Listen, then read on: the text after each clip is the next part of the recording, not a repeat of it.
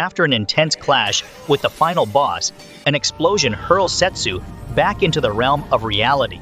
Lost in reverie, he is approached by his childhood companion, Yuhi. Setsu, wary of gossip, wishes to avoid being seen with her. However, Yuhi, unconcerned, remarks on the length of his hair, suggesting it makes him look somber and offers to trim it.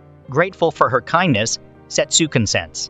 As he muses over the state of the other world, the sky darkens ominously and a magical circle materializes beneath them. Yuhi is startled, but Setsu feels a sense of familiarity. A blinding light envelops them, and they are transported to another world. The bewildered students wonder about their predicament, and Setsu realizes he has returned. Suddenly, demon knights approach, but Setsu perceives they are manipulated by a cursed energy.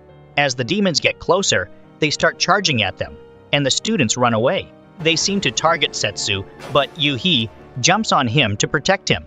The demon is about to hit them, but with just a flick of his finger, he sends the demon flying. Yuhi is confused about what happened, but Setsu starts leading her away. They see an army of soldiers that come charging past them, and the soldiers engage against the demons. The men struggle, but there is a squadron of mages that unleashes fire on the demons, and they manage to take some of them out. As the battle continues, the students watch on, and Setsu finds it strange because the war against demons should have already ended. A girl named Elka arrives, telling them it's dangerous and they should get to safety. It appears Setsu recognizes her, and Elka is accompanied by the royal knight Glain, who commands his men to charge against the demons. Glain strikes one down, while Elka conjures ice magic to rain spikes upon their foes. Yuhi marvels at their prowess as Setsu leads her to safety. The students reach the city and are greeted by the king, who hails them as heroes. The king reveals that their land is under siege by demons, reminiscent of the war from 5 years past when a hero from another world saved them. The princess believes destiny has brought new heroes to save their kingdom once more. She pleads for their aid, but the students, untrained in battle, are hesitant. With no other choice, they agree to help. The princess expresses her gratitude, and the students retire to their chambers, with Setsu vowing to protect Yuhi. The next day, their training begins with Glain, while Elka instructs them in magic, emphasizing the necessity of a strong mental image to wield it. The girls practice, and it seems Yuhi has some talent for it. Setsu is impressed seeing this, but as he walks around, he is confronted by Elka, who thinks he is slacking off on his training. Setsu doesn't care what she thinks, but his attitude reminds her of the hero from 5 years ago, saying he was selfish and egotistical. She warns him the world is dangerous, telling him to return to his training, but Setsu refuses, telling her to make him, so she decides to teach him a lesson. She charges at him, but in an instant, Setsu dodges and slaps her from behind. Elka is stunned. She instantly recognizes his technique, acknowledging him as the hero, calling him master, and she is glad to see him again. He wonders how long she plans to bow for, and she remembers she is his chair. He ends up sitting on her, but he finds her weird, commenting that she has become more of a masochist since they last met. She wonders why he looks different, but he explains he is in a different body. Glain stumbles upon them and inquires about their actions, to which Elka reveals that Setsu has returned. Surprised, Glain glances at Elka and realizes it must be true. They hasten to find their companion, Thea, who already senses Setsu's presence through his magic power. Glain apologizes for his poor magic sensing abilities, while Elka pretends she recognized him from the start. Setsu is overjoyed to reunite with his old companions, and they share in his happiness. Setsu feels fortunate, pondering the danger his friends faced during his absence, and wonders about the demon situation. His friends, equally curious about his journey, tell him that after the final battle, he simply vanished. Setsu, too, is uncertain, only recalling his final clash with Tuma. Just as he was about to strike, he gets cut by him, but Setsu lands a devastating blow that causes an explosion. But after that, he was reborn in another world, but kept his memories and magic powers, and he randomly got summoned again. Thea thinks it could actually be destiny that he was summoned again, and Setsu wonders what happened to Tuma, thinking he could be behind this new war because the demons seem to be controlled by his cursed magic. But his friends tell him that he also went missing after that fight. They tried looking for the both of them, but had no luck. There is suddenly a guard that calls Glain to see the king, so he heads off, and Elka tells him that would have been his job, but Setsu says he would have traveled the world, and the three enjoy the peaceful scene that Setsu helped to bring. Yet, Setsu ponders over Tuma's current machinations. The scene shifts to the king, proclaiming war on the demons. Glain urges him to reconsider, reminding him that they await their emissary's report. However, the princess insists that the demons initiated the unprovoked invasion, and with new heroes summoned, she believes justice is on their side. Unable to counter her argument, Glain falls silent. The king regrets listening to Setsu and forging peace with the demons 5 years prior. Meanwhile, Yuhi is seen practicing her magic, successfully conjuring wind. Though Setsu praises her, she is reluctant to use magic for harm, vowing instead to wield it for his protection, which brings Setsu joy. He then gathers with his companions, who inform him of the war declaration, but Glain managed to stall for time, saying the new heroes still needed more training, and Setsu decides he will go out and stop the war himself. His friends want to go with him, but he tells them he will go alone, saying he needs reliable people to stay, especially since Tuma could be behind everything, so they have no choice but to agree. But first, he needs to get his equipment. Inside the palace, Thea uses an invisibility spell to sneak around, but Elka charges in, and Setsu is reminded of their old adventuring days. Elka beats up a guard, while Glain thinks they should have used a different approach. They stuff him in a box, and they head into the storage room, where Setsu finds his old sword. The guards discover the box, and they are put on high alert. Elka apologizes, and Glain says he will buy some time, and Thea tells Elka to go with Setsu since she has no help. Setsu pulls her away, and they reach the city's edge. Elka bids him farewell, but Yuhi suddenly appears, questioning his destination. Setsu confides that this is his second summoning to the world, and that he intends to stop the war. Yuhi wishes to accompany him, but Setsu deems it too dangerous. Despite her insistence, Setsu explains his mission is to ensure her safety. Yuhi then tells him to close his eyes and uses her magic to cut his hair, impressing him with her mastery of both wind and fire magic. She vows to grow stronger to protect him. Setsu playfully flicks her forehead, and she asks why. He explains that if she can dodge it, the next time they meet, she will have passed his test. With that, Setsu bids her farewell and departs. A flashback reveals an old man in a heated debate with a customer. The craftsman, renowned for his high-quality jewelry, refuses to sell to a young person who cannot appreciate the value, standing firm on his pride as a craftsman. The customer asks for the price of a particular brooch, but the old man says it's not about money, but a matter of his pride. His granddaughter Ruri appears, asking about the commotion, and the man says their time is being wasted. It turns out to be Setsu from the past, and he offers a sack full of gold, causing the man to instantly change his mind. After Setsu leaves, Ruri asks her grandpa about his pride as a craftsman, but he teaches her, although pride is important, everything has a price. He ends up passing away, and after the funeral, Ruri takes over to complete her grandpa's last job. She makes her way on a carriage at night, but the horse suddenly comes to a stop. A colossal boar lunges at her, casting her to the ground. On a mission to deliver the brooch, she breathes a sigh of relief upon finding it unharmed. She tucks it back into her bag, only to see the boar lingering. She attempts to parley with the beast, offering sustenance and even gold, but to no avail. Just then, Setsu appears, coincidentally passing by, and rescues her. He inquires about her well-being, and she promptly offers him payment. Setsu declines, expressing contentment in simply aiding her. Ruri, taught by her grandfather that nothing in life is free, is taken aback. Setsu asserts that not everything revolves around money, reminding her of a hero from yore.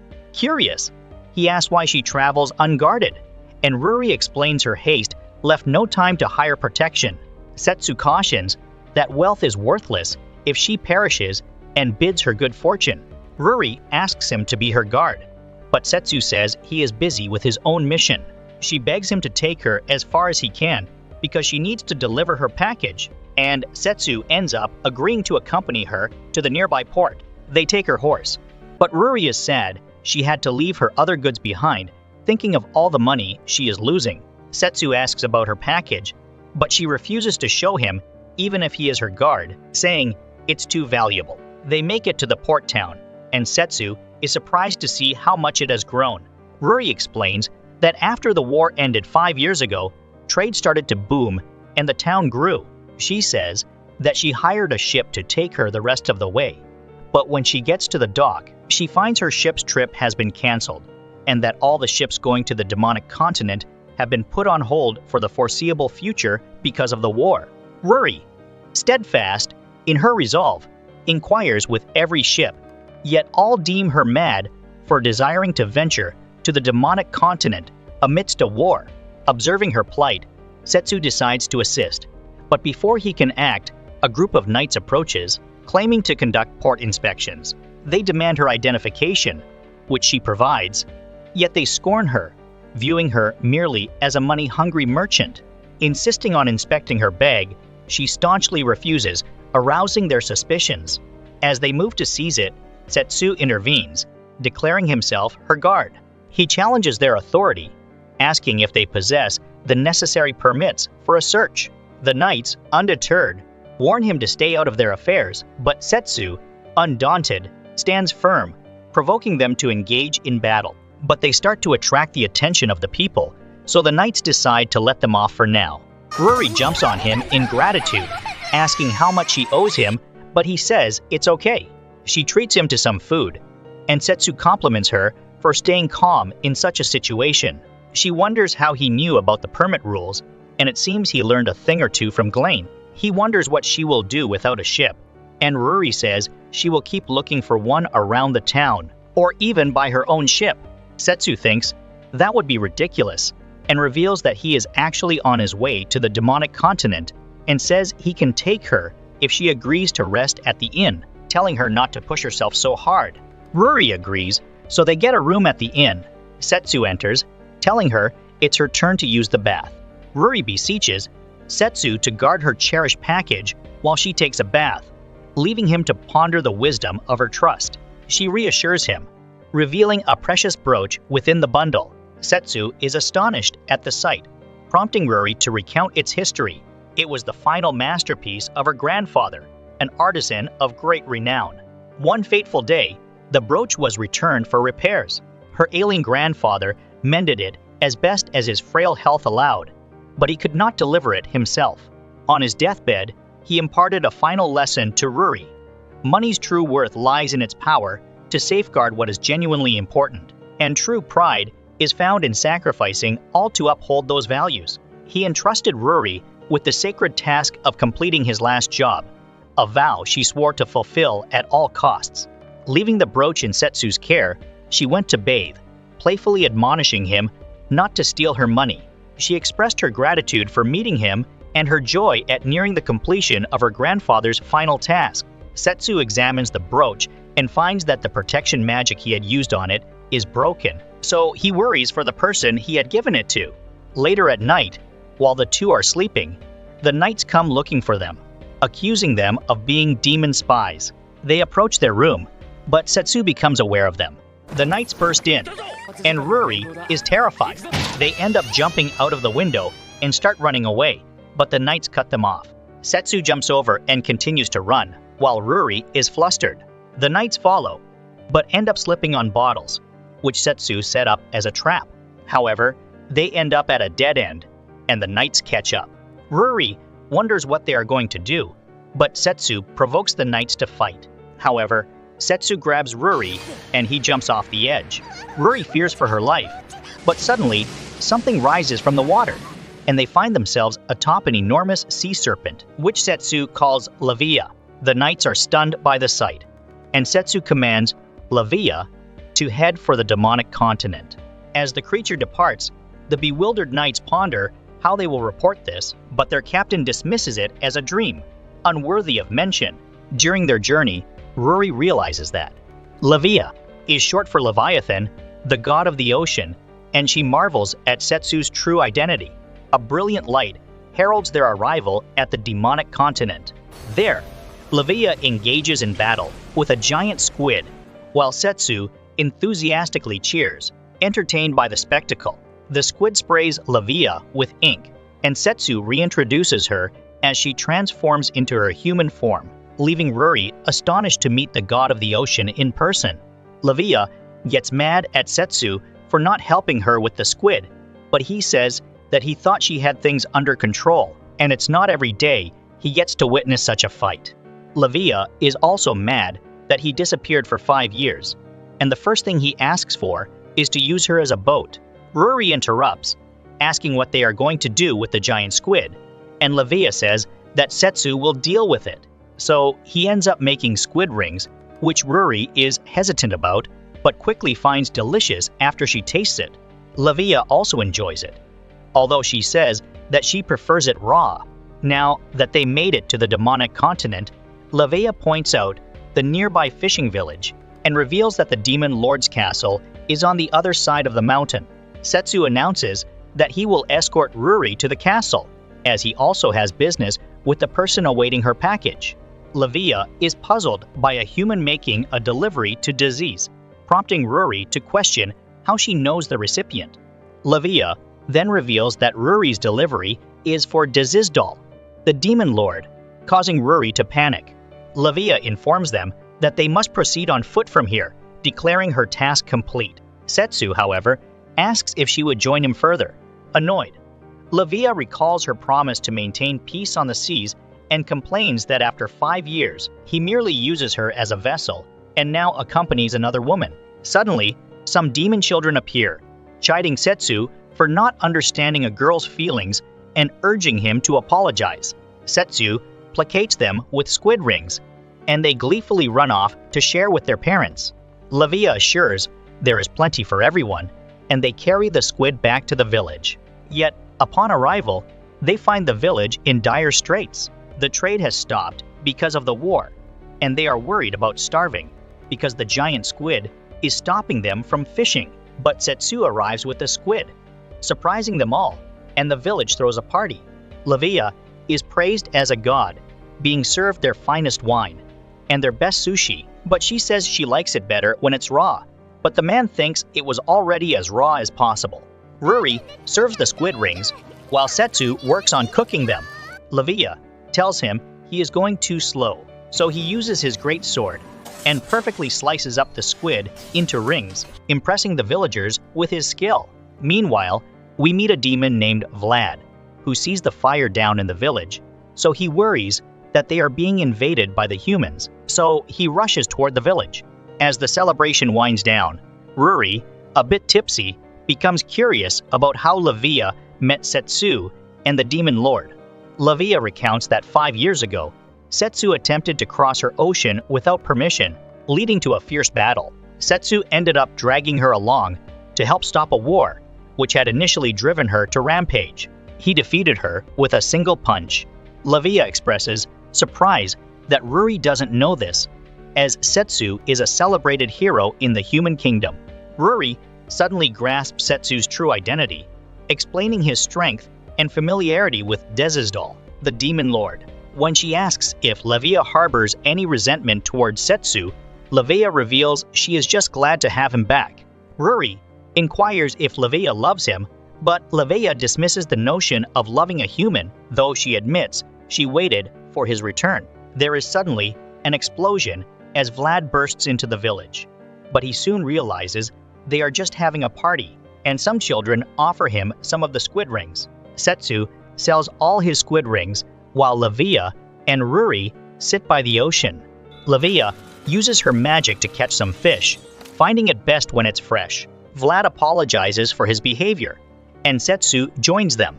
Vlad is able to recognize him, even in his new body. Setsu wonders what the demon lord's most trusted officer is doing out of the castle, and Vlad reveals he was looking for Levia. He is glad to find Setsu as well, and he begs them to save the demon lord. He reveals that Dez is being asked to marry a man named Heron Sneeder, which Levea thinks should be a happy occasion, but it's really a subjugation through a curse. Setsu muses that Des should possess the strength to withstand most curses, yet Vlad mentions a necklace imbued with an extraordinarily potent curse. Vlad recounts the tale of a sudden invasion by humans a month prior, a turn of events that Setsu finds peculiar. Vlad describes the assault by soldiers clad in massive armor, leaving behind the banner of the human kingdom. Despite Dez's initial reluctance to engage in war, Sneeder's arrival with an offer to negotiate peace marked a turning point. Setsu ponders Sneeder's true power, only to learn from Ruri that he is the wealthiest merchant in the world with a vast fleet under his command. Des, driven by a desire to halt the conflict, is ready to sacrifice herself. Setsu questions how Vlad, one of her generals, can accept this, but Vlad resolutely declares they will fight to the last man. However, Levea knows that Des is doing this because she made a promise to him that she would maintain the peace, and Levea calls her a fool for clinging to such a promise to someone who disappeared, but she decides to help her. Vlad warns them that the road to the castle is crawling with monsters, but Setsu says he will take care of everything by the time he gets there, and they start running straight toward the castle. He is reminded of the time that they attacked the Demon Lord's castle together, but they are soon approached by some wolves. Levea transforms her arm, cutting the wolves down with her water slashes. She wonders what their plan is, and Setsu says they are going to stop the wedding and blow away the Sneeder guy. Levea wonders how he will stop the war without the backing of Sneeder, but Setsu thinks he is the one behind the war. Since the demons believe humans were the initial aggressors and humans think the opposite, it's clear a third party seeks to ignite this war, casting suspicion on Sneeder. While he might not be the mastermind, Setsu suspects he holds crucial information. Amid their journey, more wolves attack, but Levea dispatches them with jets of water from the ground. Setsu marvels at her strength on land, pondering if she's grown even stronger. As they proceed, Levea reflects on her past with Setsu. 5 years ago, she slept at the ocean's bottom, indifferent to the surface world. But after meeting Setsu and traveling with him, she discovered the world's beauty and chose to protect it, driven not only by a promise, but by her own will. Refusing to lose to Des, she tells Setsu she prefers his squid rings cooked over raw, and he promises to make her more whenever she wishes. They arrive at the Demon Lord's castle and prepare to face Disease. In a flashback, we see Disease as she fights to protect her people, but in the end, Setsu defeats her, but he offers to make peace and gives her the brooch as a token of his sincerity. After some time, Disease learns about his disappearance, but even though he is gone, she thinks about her promise to him to keep the peace. 5 years later, we see Disease as she patrols the city with Vlad. The city is prospering, thanks to the peace and trade with the human kingdom. But suddenly, Disease brooch cracks, which she finds concerning, and she gives it to Vlad to have it repaired. Soon after, they receive reports that the humans are attacking them. Disease, always careful not to draw hasty conclusions, summoned his generals. She instructed them to prepare their forces, sending 2 people to investigate the chaos in the human kingdom. The soldiers, while amassing supplies, grumbled about human deception, worrying about their impending war. Depending on trade policy, their fears remain simmering, but their faith in Desi's leadership remains steadfast. As a month passed without any news from the human realm, the situation worsened. Disease, worried by the prospect of prolonged conflict, faced a critical moment. Then Vlad approaches, announcing the arrival of Terrence Sneeder, wanting to see her. The demon generals are outraged, as Sneeder offers to use his power and influence to end the war. But in exchange, Disease must agree to marry him. But in reality, she would become his slave, thanks to his necklace with the curse of servitude. Vlad tells her not to consider the deal, but she stops him, saying she'll think about it. Sneeder takes his leave, but wonders how much longer they can hold out for. As Disease considers the offer, she thinks back to her promise with Setsu, thinking this may be the only way to keep it. Vlad enters, telling her not to accept such a ridiculous offer, and telling her that all her men are ready to fight for her to the death. But it's for this very reason that she must accept the deal. She wonders if she is a fool, but Vlad refuses to give up and leaves to find another way. We witness Sneeder in a clandestine meeting with a shadowy figure. Their schemes unfold flawlessly, with dominion over the demonic continent within their grasp. It is revealed they orchestrated the armored soldiers' incursion to ignite the war. Sneeder, wary of further escalation, advises a strategic withdrawal. Yet the man defies him, asserting the master's will. Believing the demonic kingdom already theirs, Sneeder's counsel is overruled. On the wedding day, the demons seethe in discontent, but the ceremony proceeds. Disease, with heavy heart, walks down the aisle. As vows are exchanged, Sneeder proclaims his ascent to demon lordship, vowing to quell the war. Disease, her thoughts on Setsu, resigns to her fate, longing for one last glimpse of him. Sneeder goes to put the necklace on her, but there is suddenly an explosion as Setsu makes his appearance, saying that he is there to rescue her. As Rory and Vlad make their way to the castle, they see the explosion from the distance, and Vlad is glad they made it in time. Sneeder wonders what he is up to, calling for his guards to protect him, but Levi gets in the way, taking out the guards with her water blasts. Disease is glad to see her, but Levi tells her that she looks better in black. Sneeder's associate appears and attacks using shadow magic. Levi tries to dodge it, but she gets caught, and her movements are frozen. The man prepares to finish her off with his shadow magic, but as he attacks, his magic is suddenly shattered, as Setsu appears behind him and blows him away. Setsu readies himself to avenge Disease tears, but the man recognizes him, intrigued by the news of his return. With a swift move, Setsu intercepts and slices through the shadowy figure's attack. The man retreats, launching another assault, but Setsu effortlessly counters, leaping behind and kicking him down. Setsu taunts, questioning if that's all he has, but the man prioritizes reporting to his master. He destroys a wall, creating a smokescreen for his escape. As Setsu searches, Disease rushes over, elated to see him. Relieved by her safety, their reunion is cut short by Levi, who points towards Sneeder's advancing forces. The bodies disappear, and they learn that the men were made out of cursed energy. As Setsu examines the necklace, he thinks that Tuma must really be the one pulling the strings. Disease wonders what they should do next, and Setsu thinks that if they are really up against Tuma, then he will need to visit the beast, King Regulus, to gain the support of the beastmen. Levi wonders if they are leaving right away, exhausted from fighting all night. Rory and Vlad arrive, as Vlad worries about all the damage in the castle. Rory gives the brooch to Setsu, saying that he should be the one to give it back to her. So he helps her put it on, saying that black is more her color. The guards began their arduous task of cleaning the castle, and Sneeder was promptly arrested. Disease, yearning to accompany Setsu, found herself bound by her duties as the leader of her people. Setsu, with a reassuring promise, told her that once he ended the war, he would take her wherever her heart desired. Rory chose to remain behind, revealing that Disease had offered her the chance to open a shop in gratitude for her assistance. Bidding them farewell, Setsu and Levi embarked on their next adventure. In the land of the Beastmen, we encounter a young girl named Shiru. As she traverses the bustling market, shop owners shower her with free food, gratitude gleaming in their eyes. Although hesitant, Shiro accepts their generosity, and it is revealed that she is a revered monster hunter.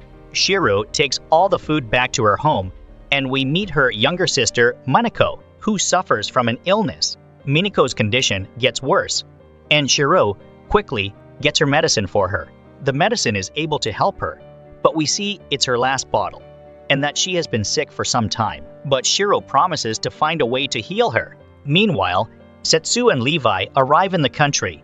Levi is mad because she has been swimming for 3 days straight, so they decide to take the boat instead, which leaves the next day.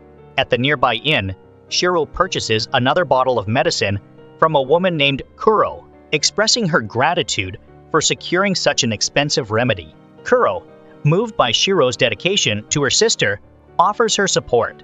Kuro, who is also Shiro's employer, assigns her next task. To Shiro's shock, it is an assassination mission. Kuro reveals a picture of Setsu, promising that completing this mission would provide enough money to ensure her sister's medicine is never a concern again. Shiro hesitates, but at that moment, Setsu and Levi enter the inn, seeking a room for the night. As Shiro walks past, she catches a glimpse of Setsu before leaving. Back at her house, she has dinner with her sister, but Minako doesn't have much of an appetite because of her condition. Shiro realizes she is running out of medicine, so she tells her sister she needs to go out for one more job. We see Setsu and Levi asleep in the inn, and Shiro shows up to take them out. She thanks Kuro for taking care of her, and even asks to call her big sister, saying they could move somewhere together after the job is done. And Kuro is happy with the suggestion. She then hands her keys to Setsu's room, and Shiro makes her way in. She attacks with her claws, but it turns out to be an illusion, and Setsu appears behind her, kicking her out of the window. Setsu suspects Shiro is working for Tuma, and as Shiro activates her partial beast transformation, she launches a fireball at him. With swift precision, Setsu slices through the attack, scolding her for recklessly using such magic in the middle of town. He then slaps her, knocking her out, and she reverts to her original form. Noticing traces of cursed magic on her, Setsu carries her back to her house. When she awakens, Minako assumes Setsu found her unconscious, and they agree not to mention the fight. Setsu deduces Shiro's attack stemmed from her desperate need to buy medicine for her sister. However, he reveals that her sister's condition is not an illness, but a curse. He enchants her necklace, exposing the cursed energy affecting her. Shiro begs him to save her, and Setsu assures her he will save her.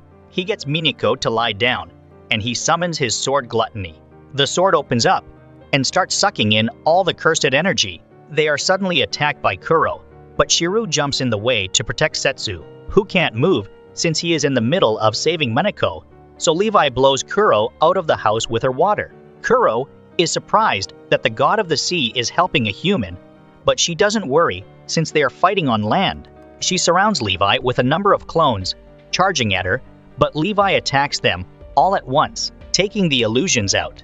Kuro realizes she is standing in water, and Levi claims the sea will always be with her. As she delivers a finishing blow, Levi interrogates Kuro about Tuma's intentions, but Kuro merely laughs. Shiro, calling her Big Sis, asks why she did all this, only for Kuro to react with disgust. Kuro reveals that Tuma seeks to become a god to annihilate every other race in the world. Before Levi can capture her, Kuro activates an orb, teleporting herself away. Setsu arrives, and Minako has been healed.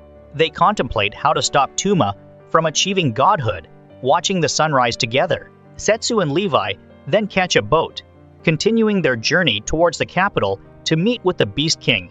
They see Shiro and Minako along the side of the river, and they ask to join their journey to defeat Tuma, wanting to repay them for their help. Setsu warns them it will be tough, but the girls insist, so he welcomes them aboard, and they continue toward the capital.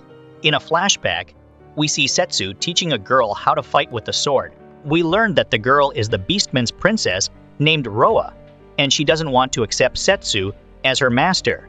But Setsu is okay with this, knowing that dueling is the Beastman's way of life. Back in the present, the Beastman officials in the capital city of Regdom discuss how they should respond to the humans and demons. Some officials think they should focus on protecting the people, while the others think they should be more aggressive, so they begin to argue, challenging each other to a duel. At that very instant, Roa sensed an ominous presence and dashed outside. Setsu, having arrived at the grand gates of Regdom, sought to convince the guards of his crucial mission. Yet, the wary guards, distrustful of humans, dismissed his pleas. Suddenly, Roa descended from the heavens, crashing into the guards and rendering them unconscious. Embracing Setsu, Roa expressed her longing for him, but abruptly brandished her claws to test his resolve. Setsu deftly restrained her, prompting Roa to recognize him as her destined master. Together, they approach King Regulus, who welcomes Setsu warmly. Without warning, Setsu hurled Regulus to the ground, and the king, impressed, hailed him as a hero. Regulus wants to have a duel with Setsu, but Setsu declines, saying he has an urgent business to discuss. He tells Regulus that Tuma is alive, and that he is behind the war between the humans and demons. Roa wants to join Setsu in his quest, but a beastman speaks up, saying they can't spare any manpower for other nations. He introduces himself as Roga, the army commander and fiancé of Roa. Roga points out that Setsu has been missing for 5 years, so they can't be sure if he is still on their side. But Roa calls him an idiot, saying Setsu can be trusted. Regulus says they both have a point, and as beastmen, they should settle the issue with a duel. Roa challenges Setsu to a duel, and the king adds that the winner will marry Roa. Roa informs Setsu that he awaits him at the arena on the morrow, urging him to prepare for his imminent demise. That evening, Roa, with a grim countenance, approaches Roa, warning him of his inevitable defeat, for Setsu stands on a higher plane of power. Yet, Roa, undeterred, reveals a magic rune bestowed by a mage, capable of converting willpower into strength.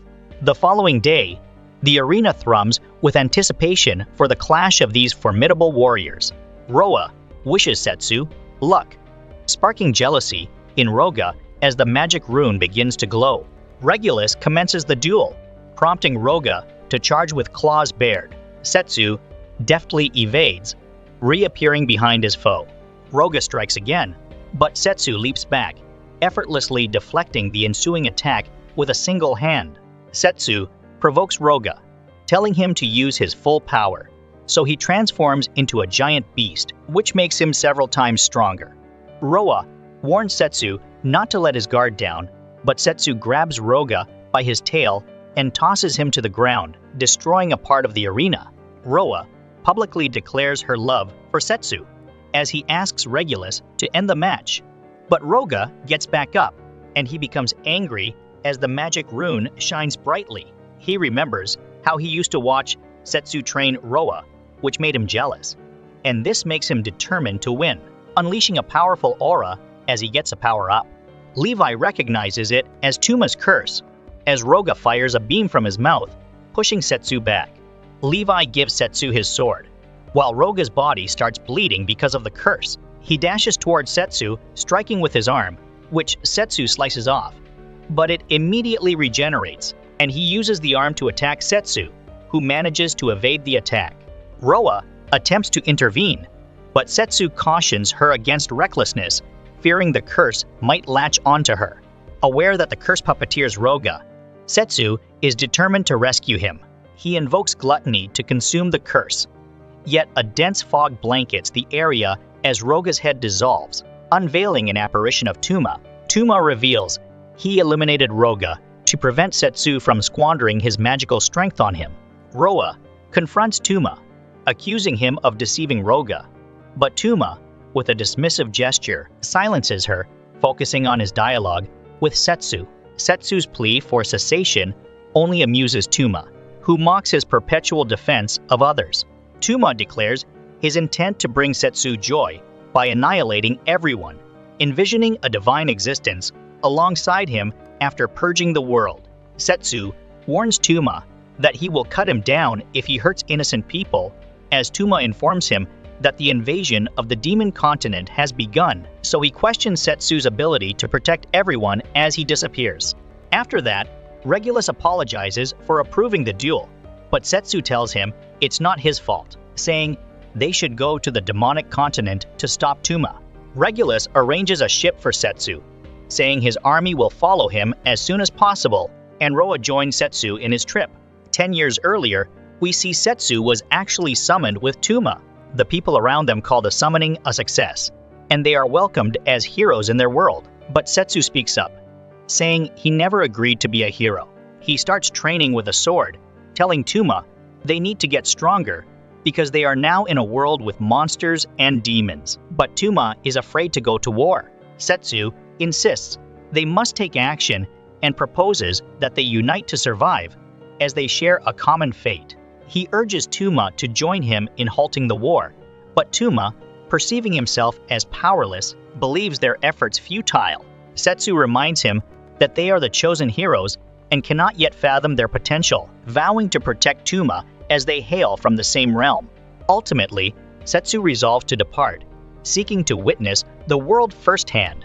Tuma, still gripped by fear, decides to remain but vows to grow stronger to end the conflict. They pledge to reunite as true heroes. Setsu, joined by his party, embarks on their adventure as Tuma watches them depart. After some time, Tuma has become an accomplished hero, earning him the title of knight. He has gained the respect of the other soldiers, who are all willing to die for him, and they charge through the battlefield together, laying siege to a temple. They break through the gate as Tuma pulls out his sword, slaughtering the demon soldiers in their path. He eventually reaches an area with a strange statue, where he sees some demons begging for their lives as they surrender, but he mercilessly kills them, thinking the war needs to end. As he walks away, he starts to hear a strange voice from the amulet on the statue, telling him it knows about his true desire and offering to give it to him. The amulet exudes a foreboding aura, revealing to him that his deepest yearning is to return to his realm with Setsu. Resolute, he takes the amulet. Soon after, we see Tuma treading through the fallen bodies of his comrades, the sole survivor of his contingent. A herald approaches, bearing news of a truce declared in the name of peace, with leaders set to pass through the vicinity to sign the treaty. At that moment, he witnesses a caravan passing by and spots Setsu among the leaders, bewildered by his presence there. The leaders convene, signing the peace treaty as jubilant celebrations erupt, hailing Setsu as a hero, marking the war's end. That evening, Tuma approaches Setsu, calling him amazing for ending the war, but Setsu claims that he didn't do anything special. Setsu's friends call out to him, and he is about to leave. But Tuma tells him about his wish to return to the original world with Setsu, saying he found a way to go back. However, Setsu doesn't want to return, wanting to enjoy life without war in that world. Tuma feels devastated as Setsu continues to walk away, wishing Tuma luck in his return to the original world. Tuma starts crying, remembering the promises they made to each other, and the amulet starts giving off an ominous aura as he tells Setsu that he will kill everyone to make him go back to the way he was. He attacks Setsu, who defends himself with his sword, while Tuma continues to attack him while laughing like a maniac. Their weapons clash violently, driving them both backward. Setsu leaps towards Tuma, who slashes Setsu's torso, but Setsu withstands the blow and strikes Tuma's shoulders. This ignites an explosion, causing them both to vanish. Tuma finds himself back at the temple, lamenting to the amulet that none of his wishes were fulfilled. He drops it, resigned to his fate. Suddenly, the amulet glows brilliantly, granting him a vision of scientists conducting brutal experiments on suffering and dying humans. This revelation makes Tuma realize that there are still others like him. Tuma decides to save them, causing an earthquake that makes the building collapse. He rescues 4 test subjects, and they all join him in his quest to destroy the world. Back in the present, he tells his companions that they will all become gods as the world reaches its end. The human fleet sails to the demon continent with Setsu's classmates, and the navigator tells the general that they are about to approach the landing area. The general gives an impassioned speech, getting the soldiers fired up for the battle. Thea senses a trace of Tuma's magic power in the continent, and they conclude that the real enemy is not the demonic nation, but Tuma. Yet, Glaine discerns the soldiers' agitation, realizing they likely won't heed any warnings about their plight. Determined, they seek out Setsu, whom Yuhi believes is striving to halt the looming war. With knowledge of the impending senseless battle, they vow to minimize bloodshed until Setsu's arrival. The human forces storm the beachhead, clashing with the demons who retaliate with fierce magic. Crafting a strategy, Glaine plans to outflank the enemy, while human mages bombard their fortifications, creating an opening for the soldiers to engage the demons. Meanwhile, Elka leads the students in a surprise attack from the rear as the demons focus on the frontal assault. Together, they take out some demons, but one of their classmates starts to panic, and she is about to get killed. Yuhi uses a fire spell to save her, and the demons retreat as the humans gain the advantage. The students surround a defenseless demon as one of them prepares to strike the finishing blow, but Yuhi stops him, saying the demon can no longer fight. They suddenly hear a voice from the sky, telling them they need to end lives, as it causes demon knights to descend upon the retreating demons. Elise appears from the ground, and she immediately attacks the human soldiers, killing them one by one. The demon soldiers think that the tides have turned in their favor, but the demon knights suddenly attack them, blowing them away. Elka freezes the demon knights, allowing Glain to cleave them in twain. To their horror, they discover people trapped within the demon knights as Mela steps forward, revealing Elise's hypnosis. Mela boasts of transforming Elise into her puppet, taunting them with the same fate. Enraged, Elka charges, but Elise deflects her assault, forcing her back. Mela then spills her blood upon the earth, revealing its magical properties as she proclaims herself a monster master. Her blood morphs into 4 monstrous forms that launch a ferocious attack. Amidst the chaos, Elka faces the snake monster, summoning icicles to pierce its head, while Glain skillfully vanquishes the gorilla beast with his sword. The demon knights try to attack Glain, but he blocks the attack as Thea uses a powerful spell to kill the demon knights and the dragon monster. Yui defeats the last monster, leaving them with Elise and Mela. Mela becomes upset, ordering Elise to kill them, as Glain clashes swords with her, defeating her in one hit. Elka dashes toward Mela, disarming her and piercing through her magic organ. Elka tells her it's the price she pays for toying with people's lives, as she leaves her bleeding by the river.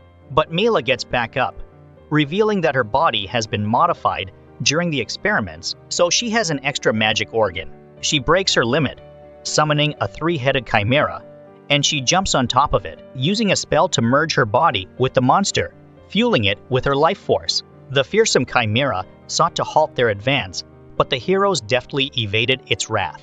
As the beast's many heads began to glow ominously, torrents of magical energy erupted from its gaping maws. In response, Thea and Yui united their powers, forging a shimmering barrier to deflect the assault. Yet, as the chimera prepared to unleash another devastating beam, exhaustion took its toll on the duo. In that dire moment, Elka's gaze caught a delicate butterfly fluttering towards Mela. Suddenly, Elise emerged from the shadows, driving a dagger into Mela's back. Overcome with emotion, Elise wept, recalling their bond as sisters. With Mela and the chimera petrified into stone, a healing aura enveloped Elise, saving her life. But the respite was brief, as a deep, malevolent voice echoed from below, and a dark hand burst forth from the earth, scattering the soldiers with its force. A man shows himself to the group, and they all see him as a threat, but everyone is already exhausted at this point. Yui thinks about taking him on, unleashing her aura, but Setsu suddenly descends from the sky, joining them on the battlefield. Setsu tells Yu to stand back, saying he'll take care of it, and the man immediately recognizes him as the hero. He removes his cloak, unleashing his aura, while Setsu charges at him. Meanwhile, Kuro takes out some soldiers, but she is suddenly attacked as Shiro and Menako make their entrance. Shiro thinks Kuro is not a bad person, calling her big sister, but Kuro laughs, throwing her weapons, which they easily deflect. Kuro darted toward them, her weapon flashing through the air. They evaded her strikes, and Shiro countered, but her attack missed its mark. With a sneer, Kuro mocked them, calling them useless cats, before slashing Shiro's face and advancing towards Minako. In a swift retaliation, Shiro delivered a flying kick, and Minako followed through, smashing Kuro into the ground. Believing their foe vanquished, the sisters lowered their guard, but from the earth, black tentacles emerged, ensnaring Minako. Rising once more, Kuro revealed her newly acquired extra arms. She shoved Shiro back and unleashed a surge of power, fortifying her additional limbs. Kuro launched an arm at Shiro, who dodged, but the arm burrowed underground and re-emerged in front of her. Shiro gets hit, pushing her away, as Kuro laughs, saying sisterhood is just a curse, but Shiro still calls Kuro her big sister, claiming it's not a curse. Kuro launches her arms at Shiro, who runs as she dodges the attacks. She jumps toward Minako, and they combine their powers, causing the tentacles to break as the two fuse their bodies. They call it their secret power, as Kuro calls the sisters useless, but she dashes past Kuro in an instant, saying she doesn't stand a chance against her. Kuro summons more extra arms, sending them to attack. But the sisters spin like a top, blocking her attacks and destroying most of her arms. Kuro falls to the ground, but she refuses to give up, remembering her dead siblings. As she lunges at them, Kuro gets taken out in one hit, and the sisters return to their original bodies as Kuro lies motionless on the ground. Amidst the chaos, a lone man stood defiant against a horde of demon soldiers. Blade struck him, yet he remained unscathed. With a forceful shove, he cast the soldiers aside, shedding his cloak as he prepared for battle. "I am Viridaz," he declared, beckoning the soldiers to come at him. Suddenly, Rolla lunged at him, her fist connecting with his face and sending him flying. Puzzled by the hardness of his visage, she ordered the soldiers to fall back, determined to handle him herself. Viridaz then revealed his body of iron and mentioned Rogador, striking a nerve. Enraged, Rolla charged, kicking fiercely, but Viridaz stood firm as her leg began to bleed. Rolla tells him she will crush him for toying with the pride of the beastmen, unleashing a powerful aura from her fists, and she tells him that she will keep hitting until he breaks. Viridaz opens his hand, releasing dark particles, while he tells her about his ability to control his body freely. Iron pellets appear around her, hitting her multiple times. Rolla collapses, making Viridaz think she's done for as he starts walking away, but she gets back on her feet, and she exudes her aura, making Viridaz surprised. She runs to Viridaz, who launches iron pellets, hitting her eye, but she endures the blow, landing a solid punch on his face. Viridaz remembers how the Beast King's bloodline has the ability to burn their life force as a last resort to take their enemies down, so he hardens his body, wanting to crush her pride. Rolla pummels Viridaz with relentless blows, causing his armor to fracture. In retaliation, he impales her with iron spikes, but Rolla's resolve remains unbroken as she shatters the spikes and drives her fist through his torso. Proclaiming that a beastman's pride is invincible, she collapses from exhaustion. Calling her a fool, Viridaz expresses a desire for her foolish pride to endure, healing her and restoring her consciousness as he crumbles to the ground. Rolla, astonished that he serves Tuma, learns that Viridaz's only motivation is finding Tuma cute. Meanwhile, Setsu battles fiercely with his adversary, who uses shadow powers to immobilize him. As the opponent moves in for the kill, Setsu blocks the strike and pushes him back, asserting his superiority. Undeterred, the man vows to stake his life on the battle, breaking his limits and enveloping himself in shadow armor as their combat rages on. Setsu jumps toward him, hitting his shoulders, but it does no damage to him, as he reveals that his shadow armor absorbs all energy. He punches Setsu away, but he gets back up, exuding his energy as he uses a sword skill, destroying all of his enemy's equipment. The man refuses to give up, charging with his broken sword, as Setsu calls him an idiot, dealing the finishing blow. Tuma realizes that all of his companions have been defeated, but he knows that they are headed for the finale, wanting to close the curtain on this world. Levi rushes to check on Daziz, who notes that Tuma's companions have all been defeated, so they should have the upper hand in the battle. But Tuma suddenly arrives, saying that things will end the same way no matter what. We behold a fierce struggle as both girls succumb to defeat. Setsu rushes to aid his comrades, igniting Tuma's jealousy for his choice. Setsu, deeming dialogue futile, hears Tuma declare that when the world ends, they will be the only ones left, with eternity to converse. With a roar, Setsu charges, their blades clashing violently. Tuma, driven back, transforms his sword and hurls it at Setsu, who deflects it, shattering the roof and cracking the sky itself. Levi, astounded by their might, watches as Setsu taunts Tuma, asking if he has finished warming up. Tuma, enveloped in his aura, strikes, and though Setsu defends, Tuma slips behind and slashes at him with his blade. Tuma wonders if he has lost his touch, but Setsu tells him not to get cocky. Setsu manages to disarm him, but he drops his sword, which surprises Tuma, and he starts beating Tuma with his fists instead. Tuma manages to push him back, saying he let his guard down, but he decides they should step things up, as he changes the form of his sword into a cannon. He fires the cannon, and it ends up creating a hole in the mountain.